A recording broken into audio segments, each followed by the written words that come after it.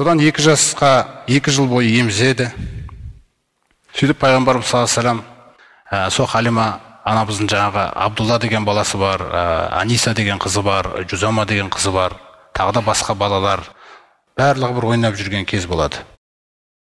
Сол ойнап жүрген кезде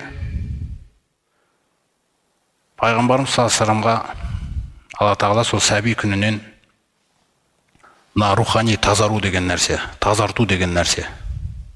Кішкентай күннен жаңа баланы Жибрил мен Микаил періштені жібереді екеуін. Сөйтіп екеуі келіп пайғамбар саллаллаху алейхи вассалам жатқызады ғой жерге, сәбиді. Мені жатқызды дейді, өзі айтады. Сол мағыналары жаңа жатқызу мәселесі. Ана қасындағы балалар Халима анамызға жүгіріп, оған бір нәрсе болды, Мұхаммед құлап қалды дегендей жағдайларға барып. Имам Ахмадта жеткен риуаятта жаңа бір өте үлкен жақсы бейнеде келтіріледі. Сол жерде пайғамбарымыз маған 2 келуші келді да мені жатқызды дейді. Сөйтіп көкірегімді жарды дейді менің. Мына ота жасау деген нәрселер бар ғой. Ең бірінші көкіректі кесу деген нәрсе. Бізде көбінесе ота жасалған кезде ағзаларды емдейді, бір жерлерді жөндейді дегендей нәрселер болса, ол кісінің жүрегіндегі жаңа рухани тазару отасы да. Осы нәрсе нақты болған. Шарх сүресі соны Құранда айтады: «Алам нашрах лака садрак». Көкірегіңді ашпап едік біз сенің, ей пайғамбар деп. Міне сол кезде көкірегімді жарды дейді. Көкірегімді жарғаннан кейін андай бір тегенеде жаңағы қардың суы әкелінді, бір тегенеде бұршақ әкелінді дейді. Бір риуаяттарда зәмзәм суы деп те айтылған. Сонымен көкірегімді жарғаннан кейін жүрегімді суырып алды дейді. Алла тағала күллі нәрсе оңай, пайғамбарымыз саллаллаху алейхи вассалам көзіне көрсетіп тұр осы нәрсені.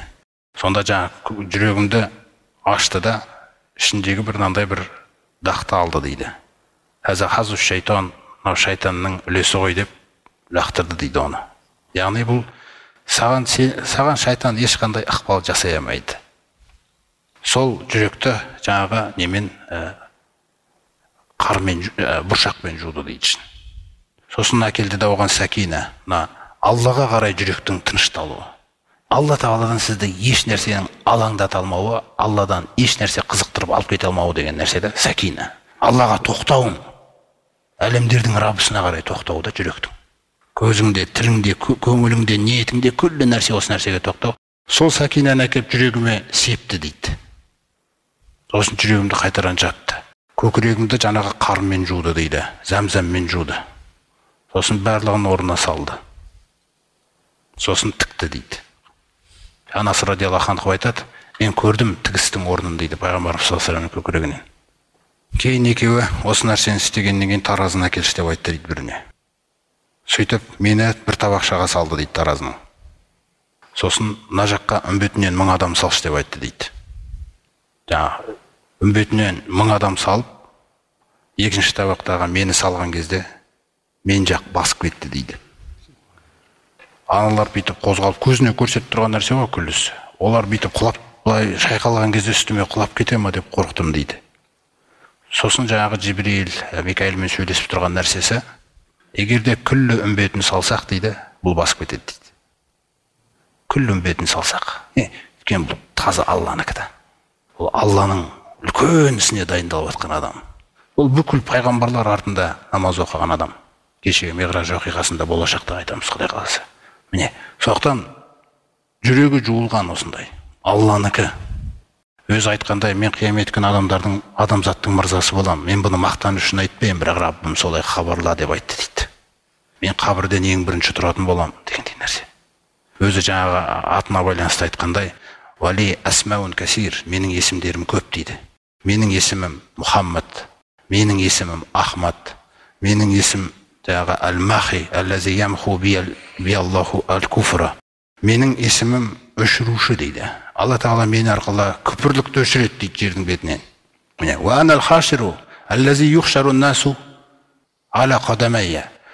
Сондай-ақ ең бірінші қайта тірілетін күні, ең бірінші қайта тіріліп махшарға қарай бастайтын да менмін. Адамдар менен кейін қайта тіріледі дейді.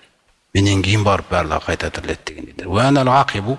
Сондай-ақ мен өзінен кейін ешқандай пайғамбар келмейтін соңғы пайғамбармын. Осы нәрселердің бәрін айтам. Және мен ғойри фахрин, мен бұны мақтаныш үшін айтпаймын дейді. Бірақ осы нәрсе хақ дейді. Алла тағала осылай істеген екен дейді күллі нәрсені. Міне осы пайғамбарымыз саллаллаху көкірегі жуылып, одан кейін жаңағы пайғамбарымыз саллаллаху осы оқиғадан кейін қорқып Халимаға қарай бардым. Ол кісіде болған нәрсені айттым, ол кісіде қорқып кетті деген нәрселер бар. Бұл енді жаңа пайғамбарымыздың 4 жасында болған оқиға.